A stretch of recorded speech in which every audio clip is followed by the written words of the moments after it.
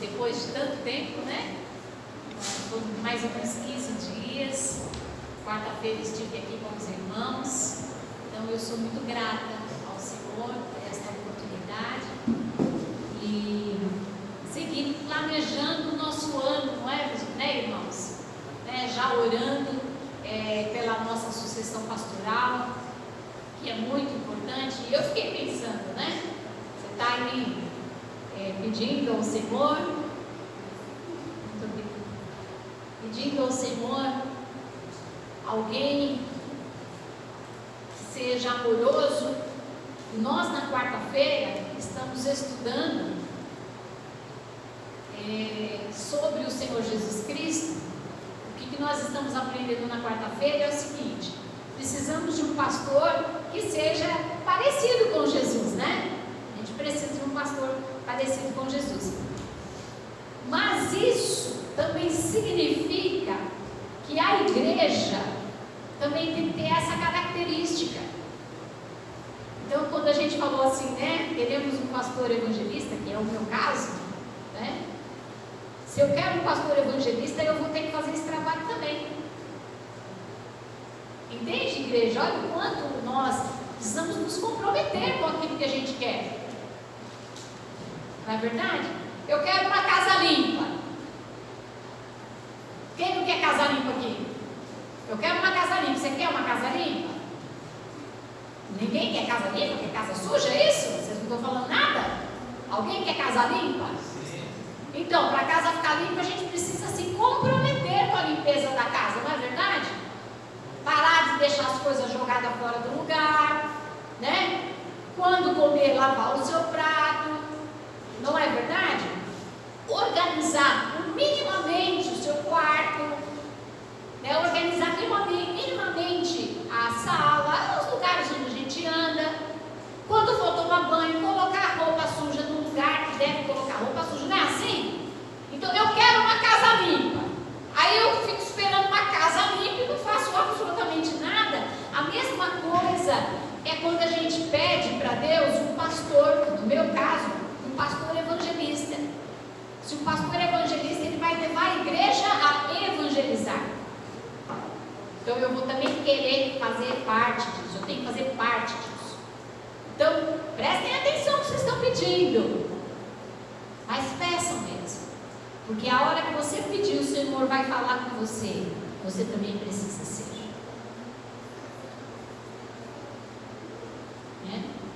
Não é verdade?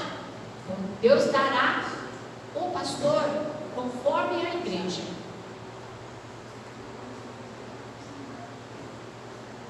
Nós precisamos nos comprometer com isso. Amém, igreja? A gente precisa se comprometer. Quando é que você vai orar? Todos os dias. Quando é que a igreja vai orar junto? Por isso, às quartas-feiras, nos domingos e nas quintas-feiras à noite. Aquele momento de oração, tá bom? Então nós temos separado esse momento. Então separa, de repente você não pode estar aqui na quarta-feira à noite, mas online, na quinta-feira você pode. Então faça isso juntos, para que juntos o Senhor vai mostrando para nós, e o Senhor já vai tocando. A pessoa já existe, entendeu?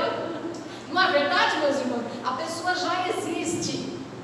Então, graças a Deus, essa pessoa já existe. Agora a gente precisa orar para que o Espírito Santo de Deus, que está tocando na gente, também toca no pastor lá, certo?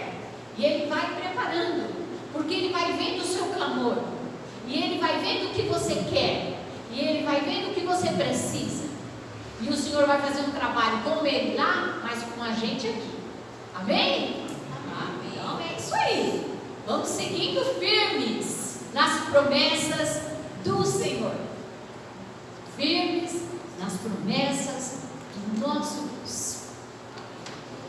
Eu estava lendo o texto bíblico e eu já cheguei à conclusão de que eu sou uma pastora que gosta de pregar os evangelhos.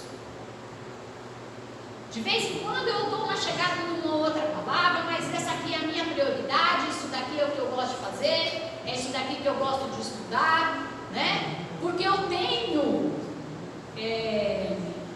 a ideia de que se eu me aprofundar nos evangelhos, se eu me aprofundar no conhecimento do nosso Senhor Jesus Cristo, eu vou poder fazer grandes coisas. Então, eu sou aqui, né? Estou tentando me especializar no Novo Testamento, especificamente nos evangelhos. E o que ainda me resta, eu vou tentar passar para vocês aqui na nossa comunidade. Venho pensando bastante de que todo ano, todo início de ano e todo final de ano vem a todos nós uma consciência de mudança, porque vai mudar mesmo. Estávamos em 2023, vamos para 2024. É mudança. É só de página? É só de ano? Pode até ser. Mas fica nos nossos corações, fica dentro de nós também um desejo de mudança. Quando muda o mês, quando se encerra um ciclo. Então todos nós, por sermos humanos, temos a propensão de pensar, né? O que de novo virá? O que de melhor pode acontecer? O que eu posso pensar para o próximo ano? O que eu posso planejar? Planos. Alguns fazem promessas, outros, né, se comprometem ali com uma pessoa, ou consigo mesma, projetos de vida, projetos de saúde, não é verdade? Eu comecei o ano e falei assim, eu vou ligar para todos os médicos que eu preciso. E estou ligando mesmo, ó. Janeiro, fevereiro, no máximo em março, porque foi o tempo que a gente consegue, né? Fazer as minhas consultas. Por quê? Porque eu quero cuidar da minha saúde. Então a gente tem projetos. Às vezes são mais simples, às vezes são projetos de construção, como vamos fazer aqui na igreja, né? Porque a gente tem pretensões de mudar muitas coisas. Olha o que eu sonho, meus irmãos. Eu sonho, né? Eu olho para cá e eu penso o seguinte: essa parede de visona bonita, umas plantas, um negócio bonito aqui, sabe? Uma coisa bonita que a gente olha e se agrada, né? Também penso que a gente acerta esses pisos, volta e meia quebra, essas coisas. Então são projetos, a gente tem projetos do começo do ano. Aí começamos bem, né? Pensando, vamos firme. O dia primeiro falou, hoje é só para festejar, mas eu almejo, eu desejo, a gente quer, né? Aí vem dia 2. Aí dia 2 a gente tá meio que assim, né? A ressaca da comida. Porque ressaca não é só bebida não, viu? Tá bom? Então, comeu demais. Eu falei assim, não, vamos passar essa semana, né? Vamos começar a semana que vem. Aí começa a semana que vem. E alguns dos projetos a gente vai se deparando com a ideia de que algumas das coisas a gente não está conseguindo ainda. Nossa, aqui eu preciso me esforçar um pouco mais, aqui eu vou ter que me empenhar um pouco mais, só que eu preciso conhecer um pouco mais para que eu consiga. Porque a vida é assim. A gente precisa fazer projetos, a gente precisa esperar alguma coisa, até para alcançar algo. Mas com o passar dos dias, e hoje a gente já está na 3ª semana, a gente vê que as coisas não são tão simples assim. As coisas, que algumas coisas não estão no nosso controle, que a gente faz planos, a gente pode andar direitinho, mas a vida, ela nos surpreende. A gente pensa que está tudo bem, mas aí a gente leva uma rasteira da própria vida. A gente sai de manhã, por exemplo, e está tudo bem, mas às vezes não consegue chegar em casa na hora que marcou, porque houve um vendaval, uma chuva muito forte, alagou o lugar onde nós estávamos. Isso é a cidade onde a gente mora, não é verdade, meus irmãos? Então, todos nós passamos por isso. A gente percebe que apesar dos nossos projetos, dos nossos sonhos, dos nossos desejos, inclusive dos nossos empenhos, em algum momento da nossa vida, tem coisas que não estão no nosso controle, que fogem ao nosso controle. E quando as coisas pioram? E quando as coisas doem? E quando essas coisas acontecem que fogem totalmente do seu controle? A pergunta é: o que eu posso fazer? Queria apresentar um texto para vocês que vai exemplificar um pouco mais sobre isso, e aí a gente vai refletir algo que é muito importante para a igreja, que é muito importante para a sua vida, que é muito importante para a minha vida, e que eu gostaria de compartilhar com você, e que pode acrescentar muito, e que se você seguir algumas das indicações que vamos dar hoje, apesar de tudo, você pode se sair muito melhor. O ano de 2024 pode ser muito, mas muito melhor para você. Abra sua Bíblia em Lucas capítulo 7.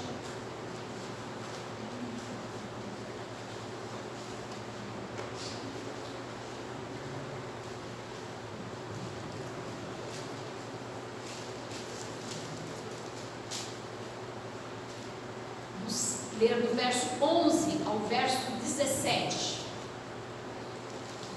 Essa aqui é uma das coisas que podem acontecer com qualquer um de nós. É a vida. Então, Evangelho de Lucas, capítulo 7, a partir do verso 11. E a palavra do Senhor diz o seguinte: estejam atentos, porque aqui nós vamos dar algumas dicas de o que a gente precisa saber e relembrar a respeito do Senhor, para que possamos continuar, mas não só continuar, prosperar. Eu garanto, meus irmãos, que nós iremos prosperar se a gente ficar atento, se a gente relembrar algumas coisas que são essenciais para a nossa vida, para mim e para a sua. E se você tiver uma canetinha, você anota, para você olhar de novo e nunca mais se esquecer. E a palavra do Senhor diz o seguinte: pouco tempo depois, Jesus foi para uma cidade chamada Naim. Os seus discípulos e uma grande multidão foram com ele. Quando ele estava chegando perto do portão da cidade, ia saindo um enterro. O defunto era filho único de uma viúva, e muita gente da cidade iria com ela. Quando o Senhor a viu, ficou com muita pena dela e disse: não chore. Então ele chegou mais perto e tocou no caixão, e os que o estavam carregando pararam. Então Jesus disse: moço, eu ordeno a você, levante-se. O moço levantou-se no caixão e começou a falar, e Jesus o entregou à mãe. Todos ficaram com muito medo e louvavam a Deus, dizendo: que grande profeta apareceu entre nós, Deus veio salvar o seu povo. Essas notícias a respeito de Jesus se espalharam por todo o país e pelas regiões vizinhas. Eu quero que vocês pensem nessa mulher. É uma mulher viúva. Mas não é porque a gente é viúva, não é porque a gente tem falta de algo, que a gente não planeja, que a gente não sonha, que a gente não quer. Então ela estava certamente conduzindo a sua vida, ela e o seu filho. Certamente essa mulher tinha planos, sonhos, desejos, mas ela não esperava, porque uma mãe não espera que o seu filho morra. E a morte para nós, seres humanos, limitados, ela é um fim, e ela traz um vazio. Você imagina essa mulher olhando para o seu filho e vendo que o perdeu. Sabe o que acontece quando a gente perde algo precioso? As esperanças vão lá para o chão. É assim que ela está. Cadê os projetos? Não dá nem para pensar, porque como é que a gente pensa em projetos com uma grande decepção da vida? pensa nos sonhos, estando em profunda angústia e tristeza, como é que a gente vai esperançar quando a morte bate na nossa porta? Não dá para fugir disso. Não dava para fugir disso. O que cabia a ela naquele momento era caminhar tristemente até o local do enterro do seu filho. Porque a vida é assim, viu, meus irmãos? A vida é assim. E eu trouxe esse texto para lembrar a vocês algo importante. Não que todos nós vamos passar por grandes problemas, mas a verdade é que nós estamos vivendo.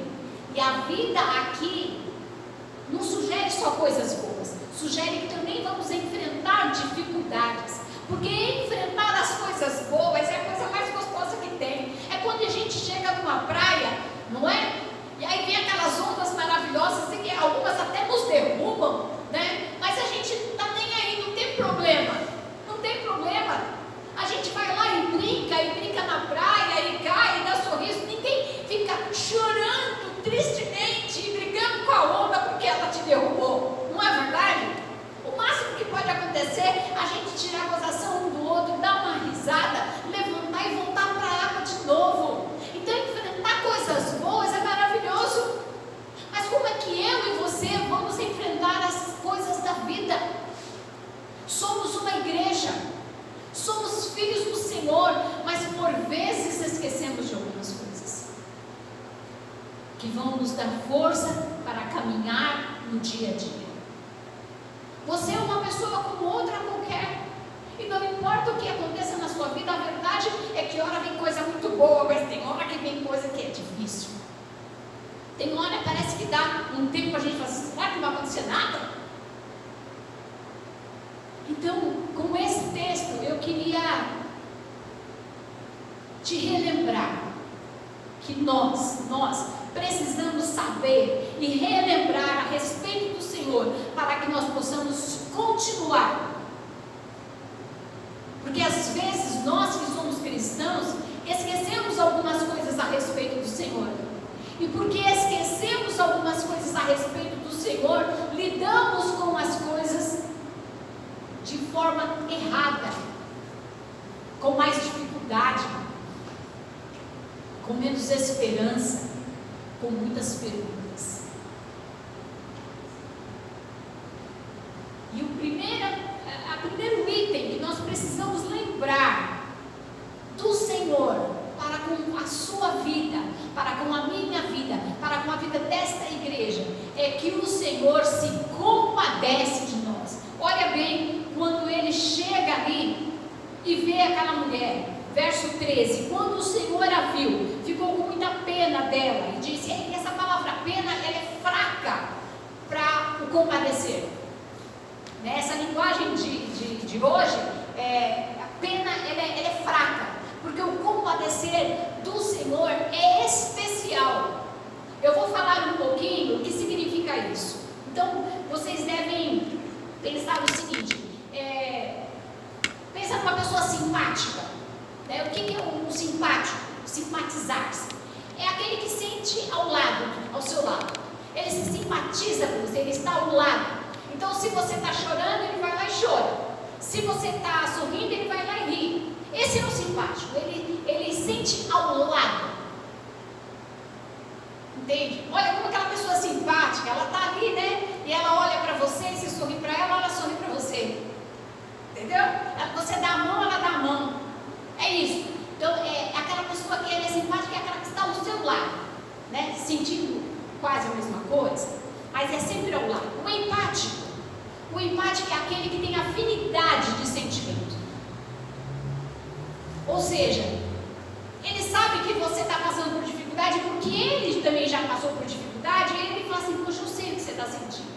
Então ele é empático com você. Ele meio que compreende o que você está passando. E isso é a gente, né? Na vida geral, nós somos assim. Mas o Senhor não. O Senhor, ele se compadece. E é diferente. Guarde isso. O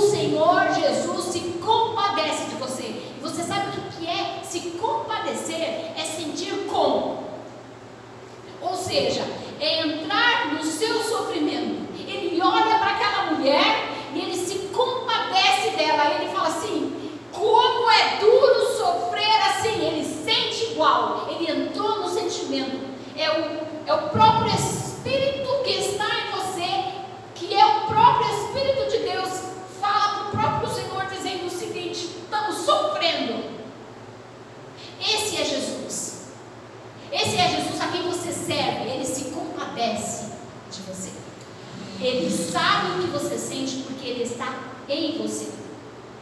Ele sente junto com você. Então quando você sofre, o Senhor sofre. Quando você se alegra, o Senhor também se alegra.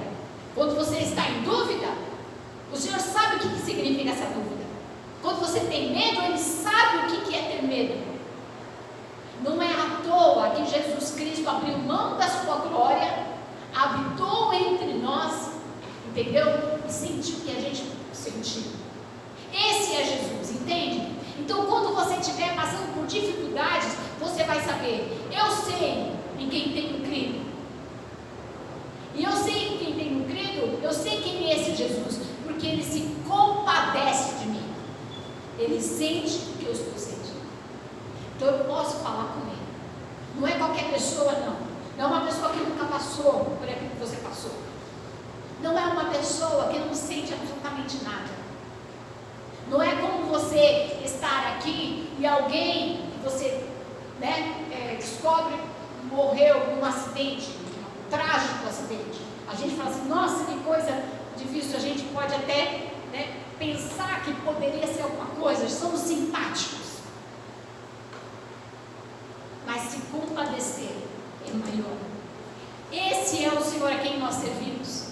Então você vai passar esse ano, e você vai passar por muitas coisas. Eu nem sei o que será, espero que sejam coisas boas, muito boas, no nome de Jesus, amém? Amém. Espero, mas terão momentos que você não vai estar bem. O que você tem que lembrar? Que Jesus se compadece de você, assim como Ele se compadeceu daquela mulher. Ele olhou para ele e Ele se compadeceu, foi uma coisa que mexeu com ele. Mexeu com ele, arrastou ele, levou Jesus, porque nosso Senhor Jesus é especial. Ele olha para você de uma forma singular. Você é especial para o Senhor, por isso Ele é capaz de se compadecer. E quando você entender isso, ainda que você esteja andando pelo vale da sombra da morte, você saberá, eu tenho alguém do meu lado, eu não estou só. Isso vai te dar força. Isso vai te dar calma. Isso vai te dar direção. Isso vai te dar energia. Porque nós vamos precisar. Um ano inteirinho para vencer. Nós vamos precisar. Então não se esqueça que o Senhor se compadece de você. Ou seja, o Senhor sente que você sente. E é maravilhoso. É maravilhoso você poder, às 3 horas da manhã, ligar para alguém e falar assim, tá duro. E a pessoa falar assim, eu sei, eu estou com você, eu estou chegando. Esse é o Senhor. Entendem? Nós precisamos, como igreja, nós precisamos entender isso. Que o Senhor se compadece. Ele sente o que nós sentimos. O segundo ensinamento que eu queria trazer para vocês é como é o Senhor, é maravilhoso. Olha o que ele vai dizendo, né? E quando o Senhor viu, ficou com muita pena dela e disse, não chore. Olha o verso 14, ele chegou mais perto e tocou no caixão. Então, o Senhor se faz presente. E não é um presente de estar no mesmo ambiente, não. É um presente de estar perto. Perto. Aí você fala, mas tem hora que parece que eu não sinto nada. Então, o inimigo está, às vezes, querendo, desejando que você não pense nada. Que você fala assim, estou sozinho. Mas você não está. Porque a palavra do Senhor nos mostra que quando estava aquele sofrimento daquela mulher, Ele chegou perto. Ao lado. Este é o Senhor. Eu gosto de ler Mateus capítulo 28, verso 20. Se vocês vão se lembrar, estarei convosco sempre. Essa palavra é para nós. O Senhor estará conosco sempre. Você precisa repetir. O Senhor estará com você sempre. Sempre.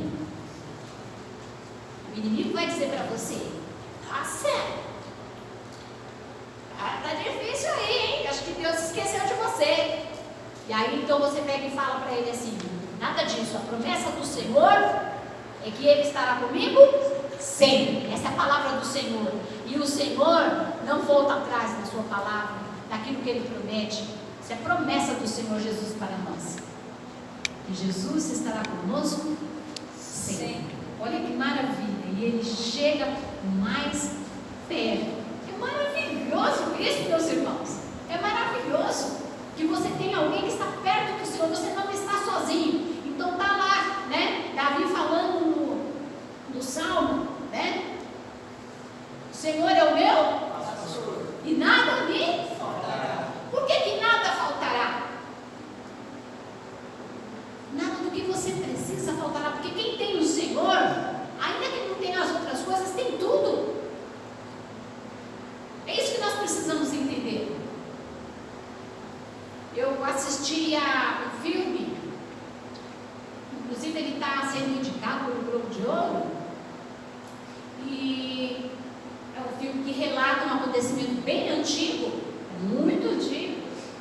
Tinha uns jogadores do Uruguai, e que eles caem, eles estão indo para o Chile de avião, e eles caem naquela cordilheira dos Andes. Exatamente. E lá, neve demais, né? Então o pessoal vai buscar eles. O pessoal vai buscar eles lá e não consegue ver. Porque bate o vento, a neve sobe, cobre. E eram muitas pessoas, mas sobraram 16 pessoas ali. E eles vão passando por momentos muito difíceis. Muito difíceis. E aí eles estão fracos, com fome, e depois de 61 dias, se você tem esperança,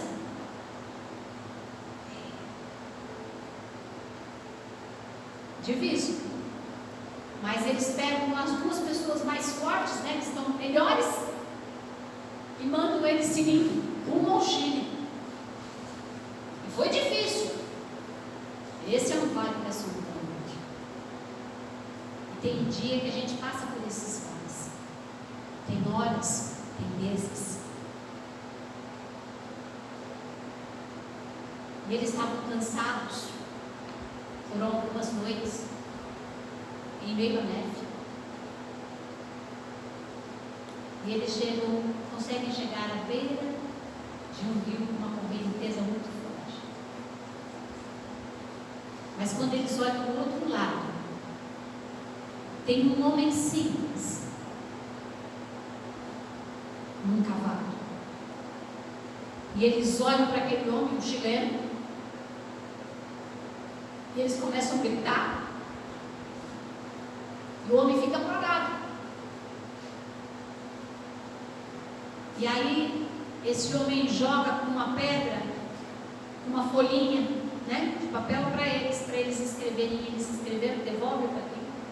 Aí esse homem volta lá, no posto mais perto que tinha. E bem, enfim, como já é uma história que todo mundo conhece, o interessante da história é como é que eles passam por isso. Aí eles recebem um resgate. Depois de 61 dias.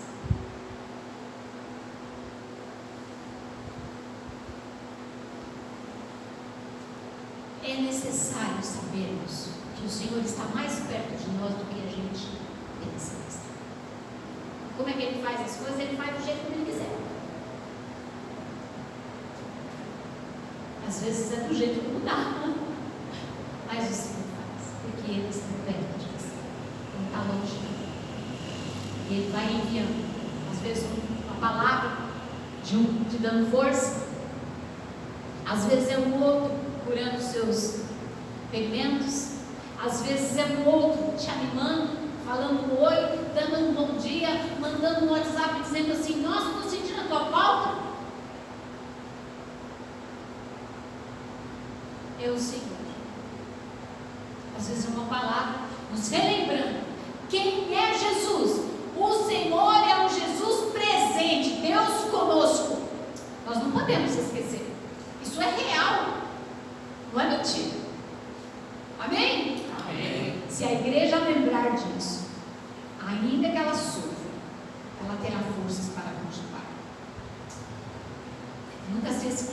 Senhor se compadece de você, que o Senhor é Deus conosco, Ele está perto de você. Nunca se esqueça. E a terceira, que é maravilhoso, né? Porque ele chega lá e ele fala para aquele rapaz: levante-se. Todos ficaram com muito medo e louvaram ao Deus, dizendo: o grande profeta apareceu entre nós. Olha, o povo diz: o profeta apareceu entre nós. Deus veio salvar o seu povo, né? E em outra linguagem está resgatar o seu povo. Então, o Senhor é a nossa esperança. O Senhor Jesus Cristo é a nossa esperança. Deus interviu, melhor dizendo, sobre a vida daquela mulher, mas não foi só sobre aquela mulher, foi sobre todo o povo, porque naquele momento ele falou assim: a gente pode esperar em alguém, a gente pode continuar esperando, porque hoje nós vimos a atuação do Senhor aqui, hoje nós vimos o poder de Deus aqui, e essa igreja já não viu? Quantas vezes, em quantos momentos, Deus simplesmente fazendo coisas que a gente não estava entendendo muito bem. E por quê? Porque Ele queria nos resgatar da situação que a gente estava vivendo. Então, Jesus Cristo é a nossa esperança. É a nossa esperança. E aí você poderia dizer assim: ok, para ela, né, diante da morte o Senhor veio. É importante a gente entender que Jesus Cristo, quando Ele vai se mostrando nos textos dos evangelhos e os milagres que Ele não faz porque Ele é um Deus milagreiro. Ele faz porque Ele vai mostrar que Ele é o Messias. Mas quem é o Senhor diante da morte,